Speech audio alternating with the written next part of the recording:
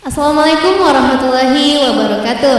Hai Cimos Friend, kembali lagi di podcast Cimos UPTD SMP Negeri 1 Kota Parepare.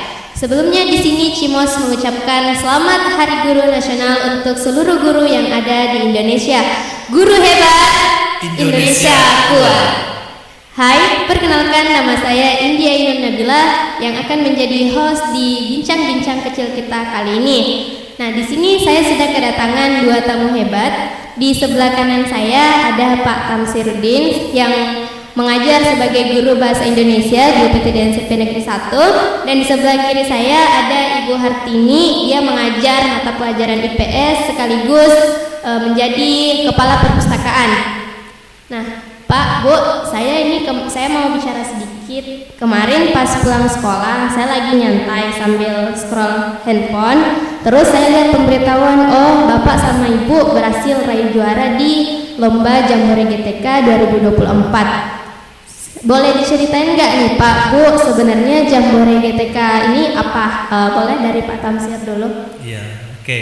Jadi Jambore GTK ini merupakan apresiasi yang diberikan kepada guru-guru Indonesia, termasuk juga tenaga perpustakaan, administrasi, dan ini terbagi atas 3 kategori. Ada guru inovatif, kemudian ada guru dedikatif, dan ada juga pembel inspiratif. Seperti itu. Kalau Bapak masuk kategori yang mana ini? Ya, jadi kemarin saya mendaftar sebagai guru inovatif jenjang SMP. Jenjang SMP. Iya, Kalau Ibu Hartini tersendiri, Ibu masuk dalam kategori apa? Dalam kategori tenaga perpustakaan sekolah. Sebenarnya Jambore GTK ini merupakan salah satu kegiatan yang dilakukan oleh Ditjen GTK dalam rangka memperingati Hari Guru Nasional, di mana memberikan kepada kami guru untuk berinovasi dan berdedikasi dalam meningkatkan kualitas pendidikan yang ada di sekolah. Wah, begitu ya Pak, Bu. Tadi Ibu mengatakan untuk memberikan guru kesempatan membangun inovasi. Dari itu Bapak dan Ibu sendiri telah mengembangkan atau menciptakan inovasi apa nih? Coba dari Ibu Hartini dulu. Makasih. Kami memberikan inovasi di lingkungan sekolah, terutama di perpustakaan Patola Palalo UPTD SMP Negeri 1. Yang pertama yaitu registrasi pendaftaran anggota perpustakaan secara online, kemudian adanya perpustakaan secara digital. Kemudian inovasi yang berikutnya adanya lorong-lorong literasi, gazebo baca, pojok-pojok baca, sudut-sudut baca yang ada di kelas. Kemudian membangun kolaborasi antara orang tua dengan siswa dengan membuat suatu bacaan malam yang disebut rantai emas atau membaca santai 15 menit pada saat malam hari selama 15 menit. Kemudian memberikan pelatihan guru dalam mempergunakan perpustakaan di sekolah, yang terutama penggunaan perpustakaan digital. Seperti itu ya Bu ya. Kalau Pak Tamsir sendiri kan tadi Bapak bilang mendaftar sebagai guru inovatif jenjang SMP. Apa nih kira-kira inovatif yang Bapak buat di Lomba GTK kemarin? Iya, jadi kemarin saya mengambil satu inovasi atau pembaharuan dalam penyusunan bahan ajar. Jadi saya beri nama Barista, bahan ajar berdiferensiasi berbasis digital.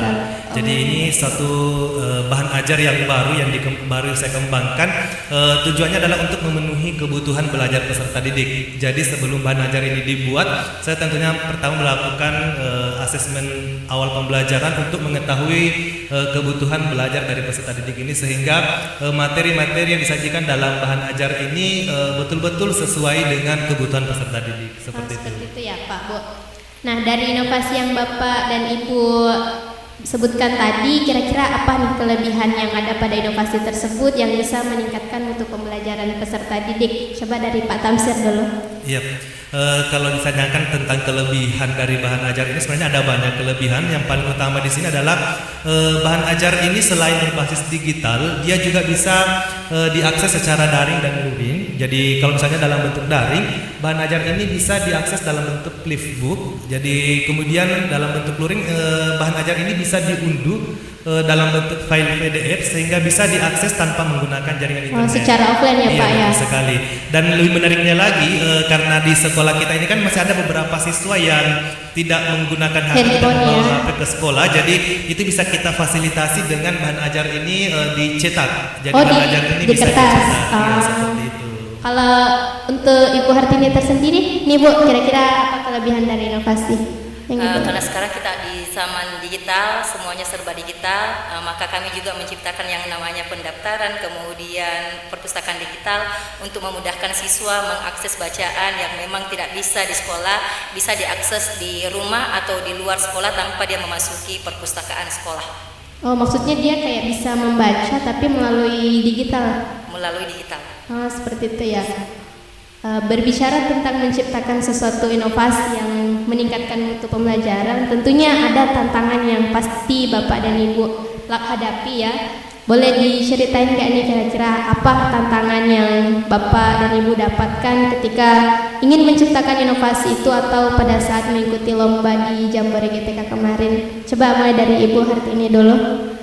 Tantangan terbesar bagi kami karena memang pertama kami pada saat di Jambore GTK kami harus berhadapan dengan guru dan tenaga perpustakaan yang hebat-hebat dari seluruh kota kabupaten yang berada di Sulawesi Selatan.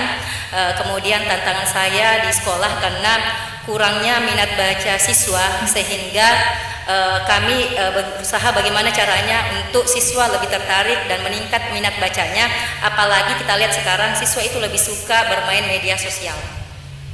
Seperti itu ya. Kalau untuk Pak Tamsir tersendiri apa nih Pak tantangan yang Bapak hadapi? Iya, mungkin sama yang disampaikan tadi oleh Ibu Hartini bahwa tantangan kita waktu lomba itu kan ini adalah kita sudah masuk ke tingkat provinsi ya, jadi sudah masuk 5 besar, jadi kita berhadapan dengan guru-guru inovatif dari berbagai daerah. Nah di sini tantangannya mungkin bagaimana cara kita menampilkan dengan maksimal karya praktik baik yang sudah dilakukan atau inovasi yang sudah dilakukan.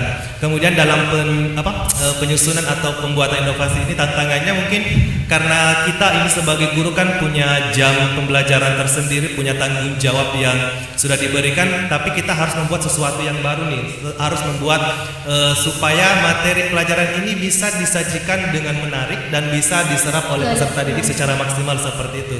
Nah di sini mungkin tantangannya bagaimana supaya bahan ajar ini yang biasanya kan hanya dalam bentuk buku, kemudian PowerPoint ataupun video-video bisa dikemas dalam satu bentuk berupa bahan ajar yang kompleks atau apa istilahnya yang sudah komplit di dalamnya. Jadi dalamnya ada materinya, kemudian ada video-video pembelajarannya. Secara tidak langsung memudahkan siswa ya Pak ya. Kalau dia mau pelajaran yang ini dia bisa buka dengan langsung, tidak perlu ribet mencari lagi. Iya betul sekali. Jadi bagaimana caranya ini kita guru menyajikan materi-materinya supaya betul-betul sesuai kebutuhan peserta didik, karena kita tidak dapat memungkiri bahwa ada siswa kita yang lebih senang misalnya menonton video. Jadi kita harus membuat materi ini dalam bentuk video pembelajaran. Kemudian ada juga siswa yang sukanya dia melihat gambar-gambar yang visual misalnya. Jadi materi-materi itu sudah ada dalam bentuk teks, kemudian dalam bentuk video. Kita juga tetap menyajikannya dalam bentuk gambar atau infografis agar lebih mudah dipahami. Sama halnya dalam misalnya menyajikan soal-soalnya. Kalau biasanya kan kita sajikan dalam bentuk tulisan misalnya pilihan ganda, mungkin itu kurang menarik. Tapi apabila disajikan dalam bentuk disajikan dalam bentuk Google Form ataupun yang lainnya, peserta biasanya lebih tertarik untuk menjawabnya karena lebih interaktif. Biasanya anak-anak kalau dia mengerjakannya di HP, dia akan lebih tertarik karena memang anak-anak kita ini sangat dekat ya dengan HP-nya. Jadi HP itu ibarat nyawanya lah. Tentang inovasi yang Bapak dan Ibu ciptakan ini, ada nggak atau yang Bapak sharing ke guru-guru yang mungkin dia belum tahu tentang menggunakan inovasi, ada nggak nih Pak? Atau biasa Bapak lakukan Zoom gitu sama guru-guru lain? Biasa? Ada coba dari Pak Tamsir? Iya betul. Jadi inovasi yang saya kembangkan ini kan berupa bahan ajar. Jadi walaupun saya mengajar bahasa Indonesia, inovasi ini bisa diadaptasi oleh semua guru. Saya memang membuat inovasi ini sangat sederhana. Saya berusaha menggunakan fitur-fitur teknologi yang sederhana, misalnya Microsoft Word, supaya guru bisa mengadaptasi. Jadi misalnya guru lain, guru matematik ataupun guru mata pelajaran lain bisa menyajikan materi-materi pelajarannya itu dalam bentuk bahan ajar berdiferensiasi berbasis digital ini. Kemudian untuk fitur-fitur teknologi yang saya gunakan dalam bahan ajar ini, saya selalu berusaha mencari yang mudah digunakan, mudah diadaptasi, dan yang selanjutnya sih yang free ya, yang gratis ya, supaya bisa diakses.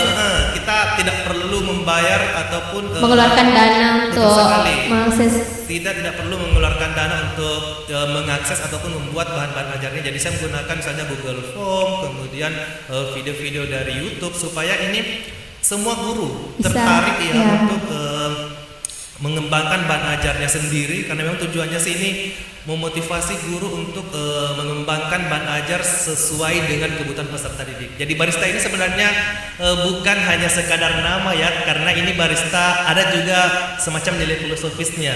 Jadi guru itu sebenarnya adalah barista yang bisa meracik bahan-bahan pembelajarannya sendiri supaya bisa meningkatkan kualitas pembelajarannya atau menghasilkan pembelajaran yang lebih berkualitas. Terima kasih Pak. Kalau untuk Ibu Hartini tersendiri gimana Bu? Tentunya seluruhnya dipergunakan oleh siswa, bisa dipergunakan seluruhnya oleh siswa, kemudian seluruh tenaga-tenaga kependidikan yang ada di sekolah, baik itu guru, kemudian pegawai, dan semua kalangan yang ada di sekolah. Oke, Bu. Nah, berhasil meraih juara 2 di tingkat provinsi, gimana ini perasaan Bapak dan Ibu? Atau seandainya orang yang Bapak Ibu cintai, sayangi atau dekat dengan Bapak Ibu menonton video ini, ada nggak pesan yang ingin Bapak dan Ibu sampaikan kepada mereka? Coba dimulai dari Ibu Hartini dulu. Pertama-tama yang saya harus ucapkan dulu adalah Alhamdulillah, karena ini adalah pertama. Saya ucapkan terima kasih kepada Ibu Kepala Sekolah yang memberikan motivasi kepada kami sehingga kami bisa maju untuk Jambore GTK, kemudian orang tua yang selalu mendoakan, kemudian keluarga, suami, anak, dan terutama yang di depan saya yang telah membantu saya dalam pembuatan mulai praktik baik video, Pak Tamsirudin, Pak Iswahid, kemudian Pratiwi Nurnaningrum, kemudian digelar wawancara itu saya dibantu oleh Ibu Nurlina, kemudian Ibu Haja, dan seluruh tenaga kependidikan yang ada di sekolah yang telah memberikan motivasi kepada saya untuk maju di Jambore GTK, dan kami berdua bisa memberikan yang terbaik di sekolah dan untuk Kota Parepare, karena kami bisa meraih juara 2 di tingkat Provinsi Sulawesi Selatan. Kalau bagaimana ini Pak Tamsir, ada pesan yang ingin disampaikan?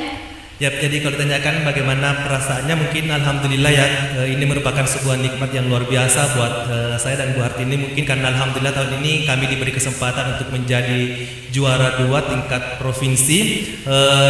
Tentunya ini melalui proses yang sangat panjang, mulai dari seleksi administrasi, kemudian ada disampaikan tadi oleh Bu Hartini wawancara, jadi wawancara kepada kepala sekolah, kemudian rekan guru, kemudian orang tua siswa. Ini semua adalah pihak-pihak yang selalu membantu kami untuk memberikan yang terbaik. Selanjutnya kami juga mengucapkan terima kasih yang sebesar-besarnya kepada Ibu Kepala Sekolah yang telah mendukung dan memotivasi kami. Kemudian ada rekan-rekan guru juga di SMP 1 Parepare ini sangat luar biasa dukungannya sehingga kami bisa selalu berusaha memberi yang terbaik. Ini adalah atmosfer kinerja guru kita ini sangat bagus sekali, selalu memberi dukungan, dan ini menjadi